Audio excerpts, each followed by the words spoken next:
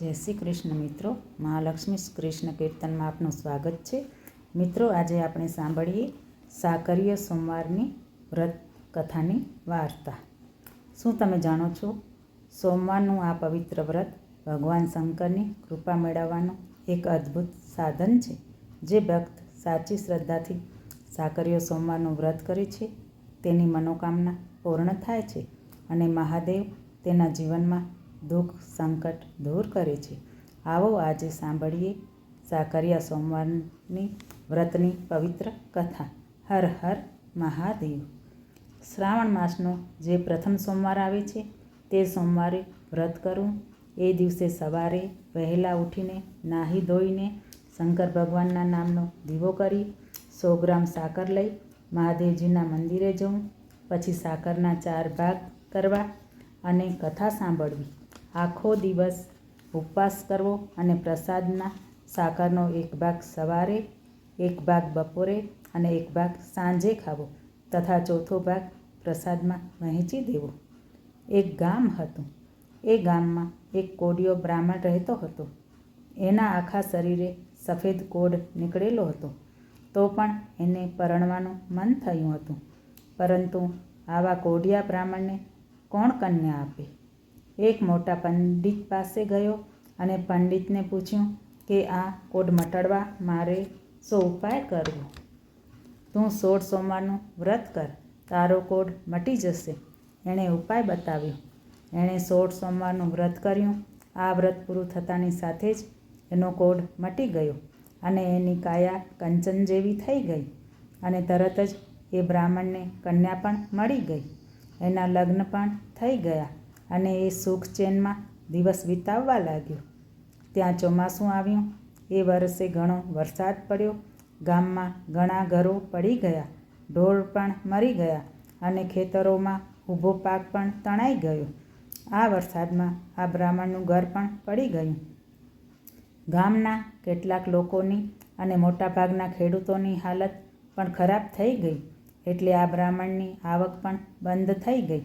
છતાં પણ એણે ગમે તેમ કરીને પોતાના પડી ગયેલા ઘરની જગ્યાએ એક નાનકડી ઝૂંપડી ઊભી કરી પોતે સુખે દુઃખે દિવસો પસાર કરવા લાગ્યો. અંતે પરિસ્થિતિ વધારે ખરાબ થવા લાગી. એટલે એણે એની પત્નીને કહ્યું, તું કહેતી હોય તો હું બહારગામ કમાવા માટે જાઉં. હા, જાઉં ને, અહીં ભૂખ્યા ક્યાં સુધી બેસી રહીશ હું? અને બ્રાહ્મણ તો એની પત્નીને ઘેર એકલી મૂકીને પરગામ કમાવા માટે ચાલી નીકળ્યો. રસ્તામાં એને એક સંત મહાત્મા મળ્યા. બ્રાહ્મણે સંત મહાત્માની ખૂબ સેવા કરી. એટલે સંત મહાત્માએ ખુશ થઈને એને એક ચમત્કારિક ગુટિકા આપી અને કહ્યું કે આ ગુટિકા ઘસીને પીવડાવવાથી મરેલો માણસ પણ સજીવન થશે. બ્રાહ્મણ તો એ ગુટિકા અને સંત મહાત્માના આશીર્વાદ લઈને રવાના થયો. ચાલતા ચાલતા તે એક નગરમાં આવી પહોંચ્યો. આવીને જોયું તો આખા નગરમાં શોક ફેલાઈ ગયો હતો. તપાસ કરતાં એને જાણવા મળ્યું કે ગામના રાજાની કુંવરી આજે સવારે મરણ પામી છે. એ તરત જ રાજમહેલમાં ગયો અને રાજાને બધી વાત કરી. એટલે રાજાએ કહ્યું, ભાઈ, મરેલું માણસ કંઈ સજીવન થાય ખરું? છતાં પણ તું કહે છે તો આપણે અખતરો કરી જોઈએ. ભલે, કહી બ્રાહ્મણે નોકર પાસે પાણી મંગાવ્યું અને પાણી આવ્યું એટલે પથ્થર ધોઈ તેની ઉપર પેલી ગુટિકા ઘસી એનો રગડો કુંવારીના મુખમાં રેડ્યો. થોડી વારમાં તો કુંવરીના શરીરમાં ચેતન આવ્યું. એ સળવળવા માંડી અને આળસ મરડીને ઊભી થઈ. એ તો સૌની સામે ટગર ટગર જોવા લાગી. રાજા રાણી તો આ બ્રાહ્મણ ઉપર ખુશ થયા અને બ્રાહ્મણને પોતાના મહેલમાં મહેમાન તરીકે રાખ્યો. ત્યારે આ બાજુ બ્રાહ્મણી બિચારી સુખે દુઃખે પોતાના દિવસો ગુજારે છે. એને પેટ પૂરતું ખાવા પણ મળતું નથી. એવામાં શ્રાવણ મહિનો આવ્યો. ગામમાં જે સ્ત્રીઓ હતી એ બધી સ્ત્રીઓ સાકરીયા સોમવારનું વ્રત કરવા લાગી. આ બ્રાહ્મણીને પણ વિચાર આવ્યો કે હું પણ આ બધી સ્ત્રીઓ માફક વ્રત કરું. એટલે એણે પણ પહેલો સોમવાર શંકર ભગવાનની ભક્તિમાં ગાળ્યો. પરંતુ ઘરમાં અનાજનો એક દાણો પણ નહોતો. એટલે એ એકટાણું તો કરે જ ક્યાંથી? એ તો બિચારી ભગવાનનું નામ લેતી લેતી ભૂખી બેસી રહી. એવામાં ગામના નગરશેઠને ઘેર દીકરાનો જન્મ થયો. એણે આખા ગામમાં સાકરના પડીકા વહેંચ્યા. એમાંનું એક પડીકું આ બ્રાહ્મણીને પણ મળ્યું. એણે એકટાણામાં આ પડીકામાંથી થોડીક સાકર લઈને ખાધી અને વધેલી સાકરનું પાણી કરીને પીધું. એટલે એને ટાઢક વળી. એવામાં એ રાતે બ્રાહ્મણીને સ્વપ્ન આવ્યું. સ્વપ્નમાં મહાદેવજી આવ્યા. મહાદેવજીએ આવીને કહ્યું, હે બ્રાહ્મણી, તે જાણે અજાણે સાકરિયા સોમવારનું વ્રત કર્યું છે, પરંતુ જો તું આ વ્રત વિધિપૂર્વક કરે તો તેનું ફળ તને ઘણું મળે એમ છે, કારણ કે હું તારી ઉપર ખૂબ જ પ્રસન્ન થયો છું.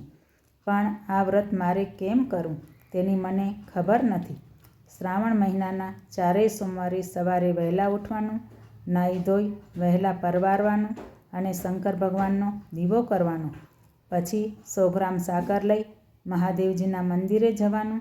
ત્યાં જઈને સાકરના 4 સરખા ભાગ કરવાના.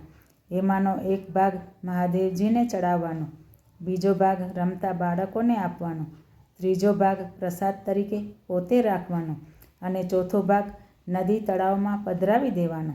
વળી તે દિવસે નકોરડો ઉપવાસ કરવાનો. જ્યારે તરસ લાગે ત્યારે સાકરનું પાણી પીવાનું. એ દિવસે મહાદેવજીની કથા સાંભળવાની અને સાંભળતી વખતે જય મહાદેવજી એમ હુંકારો દેવાનો. પછી સાંજ પડે ત્યારે મહાદેવજીની પૂજા કરવાની. બાદ આરતી ઉતારવાની. રાતના જમીન ઉપર શેતરંજી પાથરીને સૂઈ રહેવાનું. આ રીતે 16 સોમવાર સુધી વ્રત કરવાનું અને છેલ્લા સોમવારે વ્રત પૂરું થાય એટલે એની ઉજવણી કરવાની. ઉજવણીમાં 1.25 સેર ઘઉંનો લોટ લેવાનો, એમાં 1.25 સેર ગોળ નાખીને બધું ભેગું કરવાનું અને એના કુલ 4 લાડુ બનાવવાના. એમાંથી એક લાડુ મહાદેવજીને પધરાવવાનો, બીજો લાડુ બાળકને આપવાનો, ત્રીજો લાડુ પ્રસાદ તરીકે વહેંચી દેવાનો અને ચોથો લાડુ પોતાને માટે રાખવાનો. પણ રાત પડતા પહેલાં આ બધું કામ પતાવી દેવાનું હોય છે. બીજે દિવસે લાડુ વધવો જોઈએ નહીં. બ્રાહ્મણીને તો સપનાની વાત યાદ રહી ગઈ અને 16 સોમવાર સુધી એણે તો વિધિપૂર્વક વ્રત કરવાનું ચાલુ કરી દીધું. 16 સોમવાર પૂરા થયા અને એણે વ્રતનું ઉજવણું પણ કરી નાખ્યું. અને બીજે જ દિવસે પેલા રાજાએ બ્રાહ્મણને ભેટમાં જર ઝવેરાત આપ્યું હતું. તે લઈને બ્રાહ્મણ પોતાને ઘેર આવવા માટે નીકળ્યો. થોડા વખતમાં જ એ બ્રાહ્મણ ઘણું ધન લઈને ઘેર આવી પહોંચ્યો. ઘેર આવ્યા પછી બ્રાહ્મણીએ એના પતિને સાકરિયા સોમવારની વ્રતની વાત કરી. આથી બંને જણા મહાદેવની ભક્તિ કરવા લાગ્યા અને બંનેની ઉપર મહાદેવજીની કૃપા ઉતરી. એમને બંનેને હવે કોઈ વાતનું દુઃખ નહોતું. એકાદ વર્ષમાં તો એમને ઘેર પારણું ઝૂલતું થઈ ગયું. શંકર ભગવાને એમને સરસ મજાનો દીકરો આપ્યો. એમના જીવનમાં આનંદ છવાઈ ગયો. હે મહાદેવજી, આ બ્રાહ્મણીને સાકરિયા સોમવારનું વ્રત જેવું ફળ્યું તેવું વ્રત કરનારને સૌને અને કથા સાંભળનારને સૌને ફળજો. બોલો ભગવાન મહાદેવની જય. આ રીતે જે ભક્ત શ્રદ્ધા ભક્તિ અને નિયમપૂર્વક સાકરિયા સોમવારનું વ્રત કરે છે અને આ પવિત્ર કથા સાંભળે છે તેના પર ભોળેનાથની કૃપા સદા બની રહે છે. મહાદેવ સૌના દુઃખ હરશે, સૌની મનોકામના પૂર્ણ કરશે, સુખ શાંતિ આપશે. બોલે ભોળેનાથ મહાદેવની જય. હર હર મહાદેવ. મિત્રો, તમને સારું લાગે તો મારી ચેનલને સબસ્ક્રાઈબ ને લાઈક કમેન્ટ કરજો. બાજુમાં આપેલ બેલના બટનને પ્રેસ કરીને નોટિફિકેશન ઓન કરી દેજો, જેથી પહેલો વિડીયો તમારી પાસે આવે. તમારા ફ્રેન્ડ્સ ફેમિલીમાં શેર કરજો. મને સાંભળવા માટે ધન્યવાદ. જય શ્રી કૃષ્ણ.